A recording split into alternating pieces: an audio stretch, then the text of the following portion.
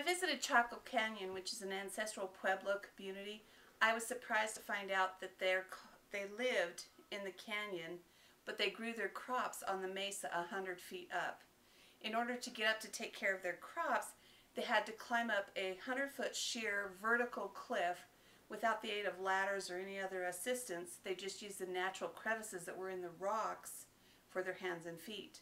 Once they completed their chores, they had to come back down the cliff the same way. Ancient ancestral Pueblos were an amazing group of people. They lived in the northern Southwest, Arizona, New Mexico, Colorado, Utah, basically the Four Corners area. They lived from 2500 before the Common Era, or BCE, or more commonly known as before Christ, to 1500 CE, which is the Common Era, or more known as after death.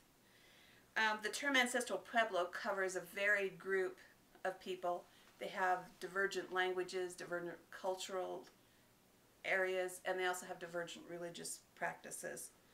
They are known as ancestral Pueblos because they are the descendants of the modern-day Native Americans, and the Spanish had named the communities that they lived in Pueblos. In order to describe the differences between different ancestral Pueblo people, they have sometimes broken down into groups called the Fremont, the Mongolan, the Sinagua, the Salada, or the Hohokam. Many of you have probably heard of them referred to as the Anasazi. Anasazi means ancient ones or ancient enemy, and it's a Navajo word, so it's a misnomer because none of the ancestral Pueblos are ancestors of the Navajo people. I spent many years exploring Native American sites, reading books, researching different ancestral Pueblo cultures. To name a few, in New Mexico I researched Chaco Canyon and Bandelier, in Arizona Canyon de Chelly and Walnut Canyon, in Colorado Mesa Verde and the Aztec ruins, and in Utah Hoven Wheat and the Edge of the Cedars. I'm going to give general information about the ancestral Pueblo people, who were the forefathers of the Native American Indians, and cover periods of Basket Maker 2 and 3. Ancestral Pueblo Indians were broken into several periods based on the Pecos classification of 1927.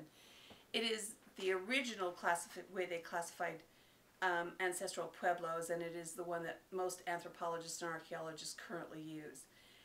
The information I'm going to give you now is the current breakdown, but that does not mean that it will remain true, because as they make more discoveries and understand more things, it could change.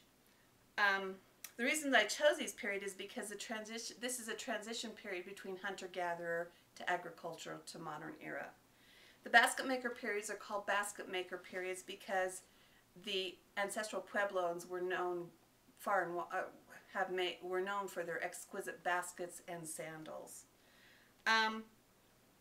The Basket Maker 2 period extended from 1 current era to 500 current era, and the Basket Maker 3 period extended from 500 current era to 700 current era.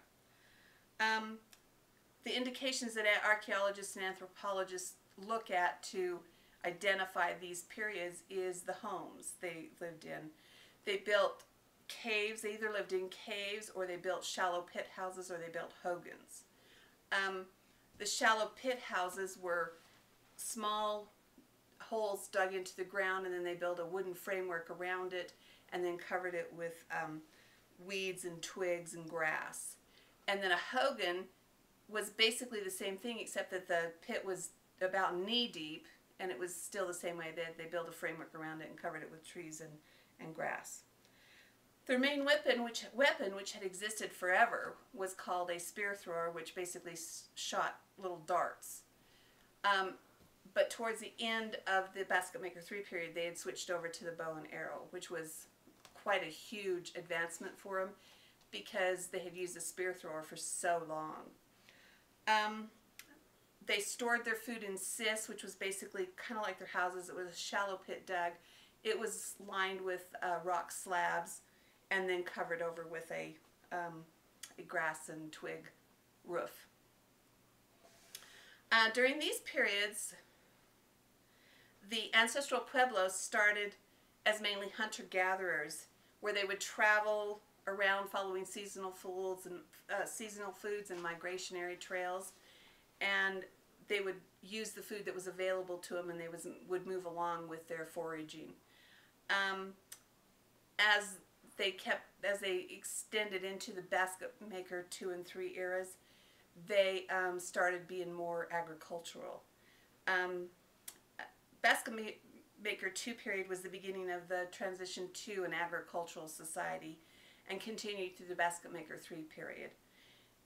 The reason they believe this is because there was indications of them growing maize and squash and pumpkin.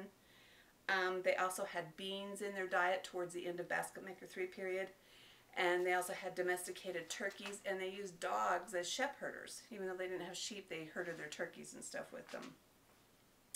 Because they were beginning to raise food, they did not travel all the time with a hunter-gatherer, as hunter-gatherers did. They were more stayed in their city for a while. To assist in their agricultural pursuits, they began to build reservoirs and dams and to store the water that they needed, and they built low rock walls to help fight the erosion of their farmland. Pottery was beginning to appear towards the end of the basket maker 3. Prior to that, there had been no pottery, and most of it was black with black on white decorations, and it was bisque. During the basket maker 3 period was when Kokopelli first made his appearance, and rock art that we know of appeared. Kokopelli is a mischievous god who comes in towns and causes mischief and mayhem and just basically causes trouble. Although the basket maker 2 and 3 periods are the beginning of the change from hunter-gatherer to agriculture, it is because of the drought, which started in 1276, that pushed them into the modern era. The ancestral Pueblo people were continually adapting to their environment and finding ways to improve their lives. From innovative architecture to groundbreaking agricultural techniques to navigating the intricacies of communal living, the ancestral Pueblo people showed their resilience and tenacity.